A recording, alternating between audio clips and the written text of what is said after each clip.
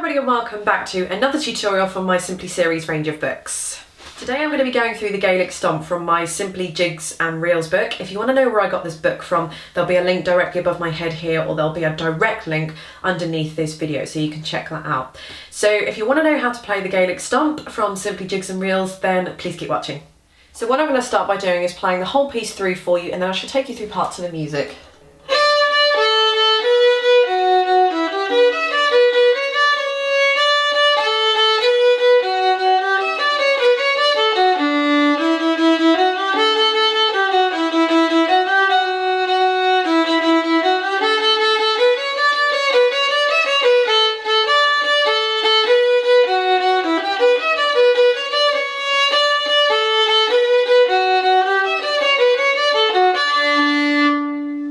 This could do with going a little bit faster. I didn't play it so fast to start with, just because it can be a little bit daunting if it's too fast, but if you do want to work up to that speed, it might sound something like this.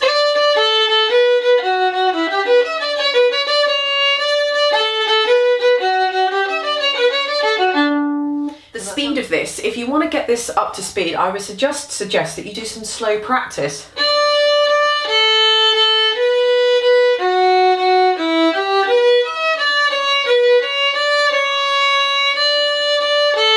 And just kind of work the speed up to there. The only other thing I want to mention is that you've got a few fourth fingers instead of open strings there. I would advise that you do the fourth fingers. If it says do a fourth finger, do the fourth finger. It's just so that it keeps everything all on one string, so that you're not having to cross strings. If you take, for example, bar 17, 18, 19, take bar 19, which is on the 1, 2, 3, 4, on the fifth line down. You've got an E, a G, a B, and then an E, a D, and a C. So you could do an open E,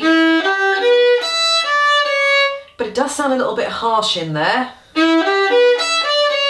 You know, it's just like an open E coming out of nowhere.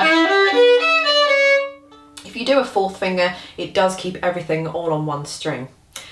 The final thing I just want to mention is the very last bar. You've got some double stopping. So if you look at the last note, you've got a D, which is the third finger in normal place, and underneath that you've got an open D, where you're playing both those strings at once. It just gives it a little something extra to just kind of finish the piece with. The open D at the bottom is absolutely optional. If you don't want to do that, you totally don't have to do that. Just do the third finger for the D above it. However, if you do want to have a go at doing that double stopping, just to finish the piece off nicely, you must make sure that your third finger is in exactly the right place. Otherwise, it'll sound like this. Nobody wants the violin to sound like that, so you must make sure that your third finger is in the right place. If you don't feel confident about doing that to start with, then just leave out the open D, but the open D will expose if your third finger is in the wrong place. So that's pretty much it with Gaelic Stomp. Just take it nice and steady, build up the speed. There's nothing else that's particularly complicated in there, and just use those fourth fingers where it says to use those fourth fingers.